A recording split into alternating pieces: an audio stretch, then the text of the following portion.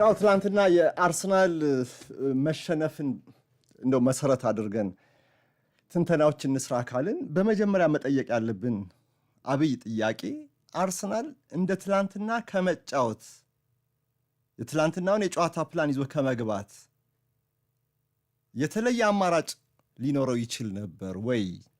ሁላችንም መጠየቅ ያለብን ይሄ ነው። አሁን ገለልተኛ ተመልካቾች ፉክክርን እንፈልጋለን፣ ውበትን እንፈልጋለን። የአርሰናል ደጋፊዎች በአርሰናል ወገን ያለው ሁሉ ትላንት ዋንጫውን ይፈልግ ነበር። ከደጋፊዎቹም በላይ ተጫዋቾቹ ዋንጫውን አምጥተው ደጋፊውን ማስደሰት ይፈልጉ ነበር እና አሰልጣኙ ደግሞ ባለው ጥንካሬ መግባት አልነበረበትም ወይ?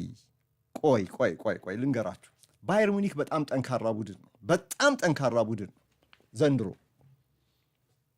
ግን ከፔዤ ጋር ነቅዬ ላጥቃ ብሎ ይሄ ሁሉ ጎል ተቆጥሮበት ከውድድር ወጣ።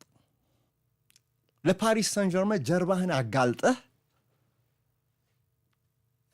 መጫወት ያዋጣል ወይ?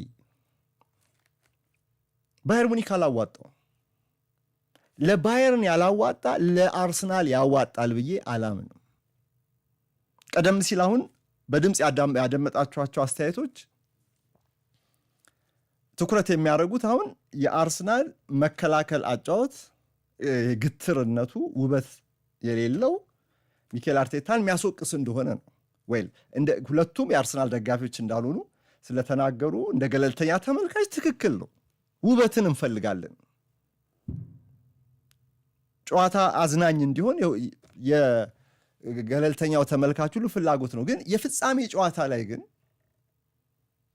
ደጋፊዎች የሚፈልጉት ውበት አይደለም። መጀመሪያ ዋንጫ ነው። ታሪክ ዋንጫ ቆጥሮልህ ነው ከዛ በኋላ እንደዚህ አድርጎ ተጫወተ በሚል አስትሪክስ እንደገና በሆነ ህዳግ የሚያብራራልህ በሁለተኝነት ነው። መጀመሪያ ታሪክ የሚያስታውሰው ዋንጫ ነው። ዋንጫ ነው ገንዘብ የሚያስገኘው። ዋንጫ ነው ክብርን የሚሰጠው። ዋንጫ ነው ሞራልን ከፍ የሚያደርገው። ቢቻል በጨዋታ ውበት ዋንጫ ብታመጣ የተሟላ ነው። አለበለዚያ ግን ጥንካሬ ማጥቃት ካልሆነ ተጋጣሚ በማጥቃት በኩል ሚያዝ የሚጨበጥ ጎን ከሌለው መከላከልህ ጠንካራ ጎን ከሆነ ማለት ነው ይዘህ ያንን ትገባለህ። እና የሚኬል አርቴታ የትላንትና የጨዋታ ፕላን በተለይ በመጀመሪያው ግማሽ ለእኔ ትክክል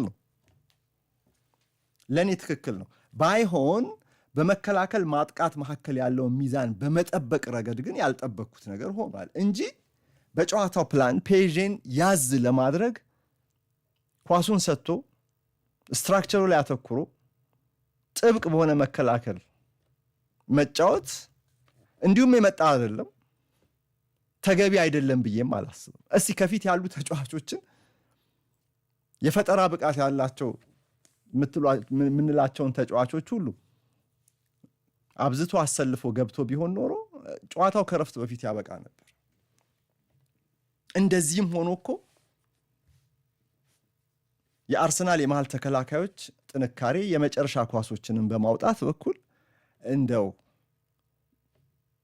በጨዋታው ላይ በአርሰናል ወገን ሊጠቀስ የሚችል ኳሊቲ ስለሆነ ነው እንጂ እንደዚህም ሆኖ እኮ ፓሪስ ገባ ሲል ነበር።